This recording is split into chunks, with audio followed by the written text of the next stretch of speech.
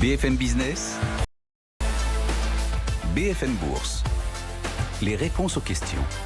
Chaque jour, on tente en effet de répondre à l'ensemble de vos questions sur tous vos placements. Vous pouvez nous les envoyer, vos questions, vous le savez, sur notre site bfmbusiness.com. Igor Demac nous accompagne aujourd'hui depuis les bureaux de Vital Épargne. Bonjour Igor.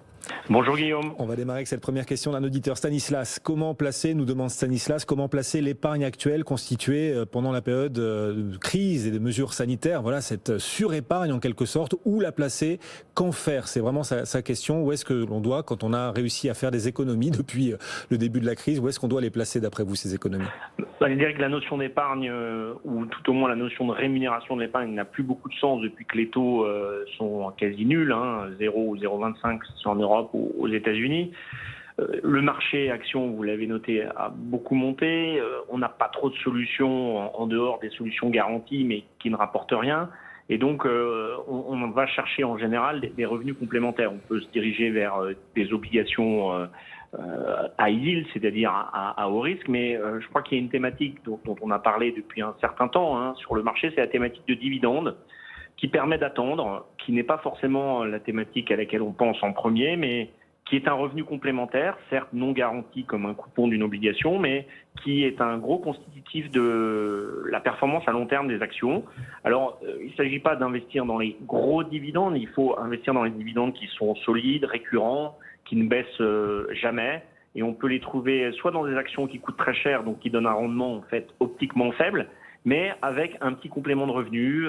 On peut citer LVMH, L'Oréal, ou alors des thématiques un peu plus, je dirais, value, comme Bouygues, Total. Mais le dividende, me semble-t-il, aujourd'hui, est quelque chose qu'il faut intégrer dans une épargne parce que la classe d'actifs obligataires n'est plus du tout opérante, et ce depuis assez longtemps.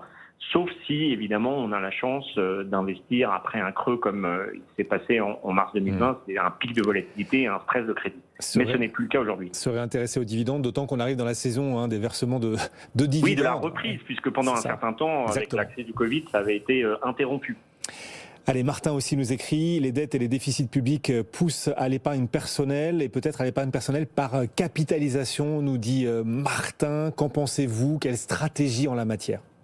Depuis 1974, en France, on a un déficit budgétaire, on a des comptes publics qui se détériorent, et donc on voit depuis maintenant 2 décennies des niveaux de retraite qui sont rognés, et la perspective peut-être d'une poussée d'inflation, on en parle parce qu'on voit bien que la crise du Covid a créé des goulets d'étranglement. On est à plus de 3% en rythme annualisé aux États-Unis.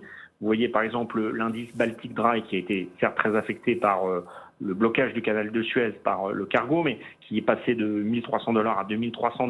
Et donc, on a un risque permanent de destruction massive de l'épargne sur le long terme, avec des États impécunieux. Je parle principalement en Europe et principalement de la France, puisqu'on s'adresse à l'épargnant français.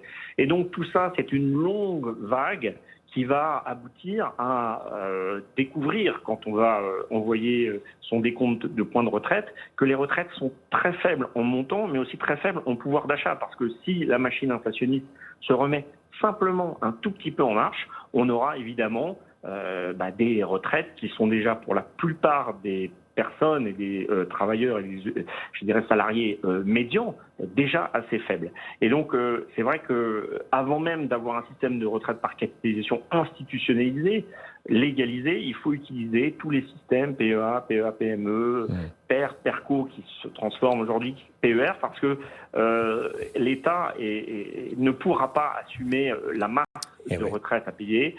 On sait aussi que la crise du Covid va avoir un impact démographique, donc il y aura de moins en moins d'actifs, de plus en plus d'inactifs. Donc tout ça est une longue vague, c'est difficile à prévoir, c'est difficile d'anticiper à 20-30 ans son épargne et son revenu disponible, mais c'est vraiment des choses qui se préparent très en amont. Même si ça obère un peu la capacité de consommation aujourd'hui. Voilà, aide-toi, le ciel t'aidera face aux incertitudes sur l'avenir des retraites. Et vous avez cité un certain nombre de produits disponibles pour ceux qui souhaiteraient justement la préparer, leur future retraite à travers les placements. Ludivine aussi nous écrit, il nous reste 50 secondes pour lui répondre, on va la tenter. LVMH qui cartonne, qui a touché des records historiques en fin de semaine dernière. Elle nous demande, Ludivine, si LVMH est en train de devenir le Apple français sur les marchés. Oui, c'est un peu notre Apple parce que en fait c'est une marque comme Apple, c'est aussi une marque qui s'adresse à peu près aux mêmes clients, hyper connectés, intéressés par évidemment pas uniquement l'apparence, mais le luxe, l'efficacité dans la consommation. Et c'est une capitalisation boursière qui aujourd'hui est très étonnante par rapport à ce qu'on pouvait voir il y a 10, 15, 20 ans. Ça correspond à une très belle stratégie, plus de 70 maisons de luxe, une distribution qui devient de plus en plus numérisée.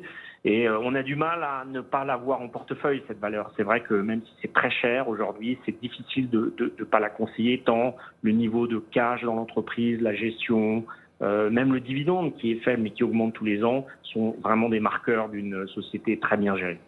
Il n'est pas trop tard pour en acheter. Vous êtes en train de nous dire, même si LVMH est cher, il n'est pas trop tard. Les marchés actions sont en train de corriger, donc c'est sain, c'est normal, et ça correspond au fait que la reprise a été très rapide, on l'a vu aux États-Unis, en Chine.